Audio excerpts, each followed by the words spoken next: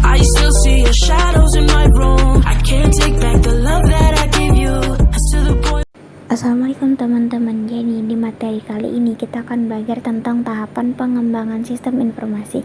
Materi pertama kali yang kita bahas adalah siklus hidup pengembangan sistem informasi atau bisa disebut juga dengan SDLC.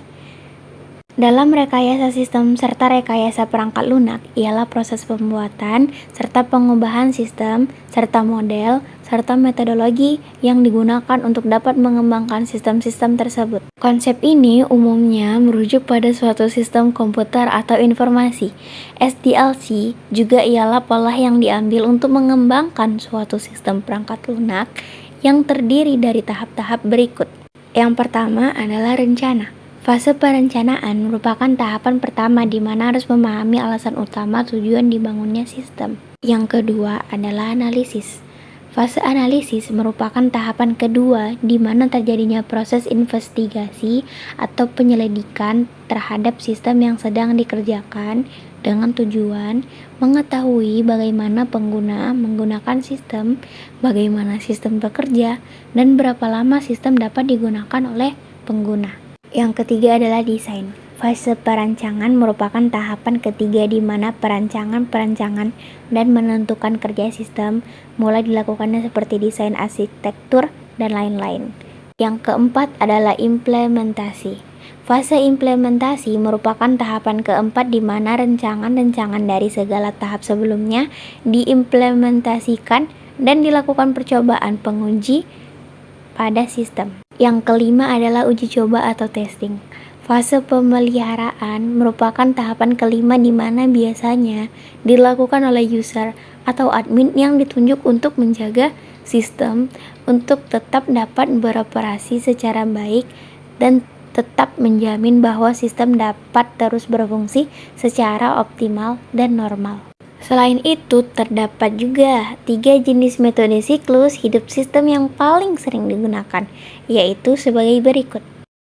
Materi kedua yang kita bahas adalah tahap-tahap SDLC. Pada tahap ini, kerangka umum dikembangkan untuk mengimplementasi kebutuhan pengguna dan menyelesaikan masalah.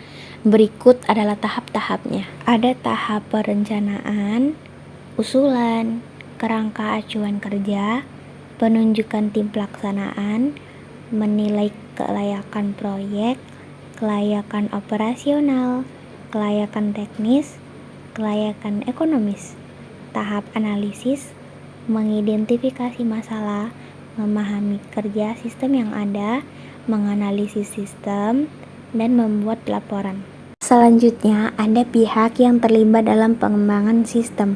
Berikut ini merupakan pihak-pihak yang terlibat dalam pengembangan sistem. Yang pertama ada manajemen, yang kedua akuntan, yang ketiga komit pelaksana sistem informasi, yang keempat ada analisis sistem dan programmer, yang kelima ada mengelola siklus hidup pengembangan sistem, yang ketujuh strategi sistem, kedelapan ada inisiasi proyek, yang ke-9 adalah pengembangan di dalam perusahaan, yang ke-10 paket komersial, yang ke-11 pemeliharaan dan dukungan, dan yang ke-12 ada partisipan dalam pengembangan sistem.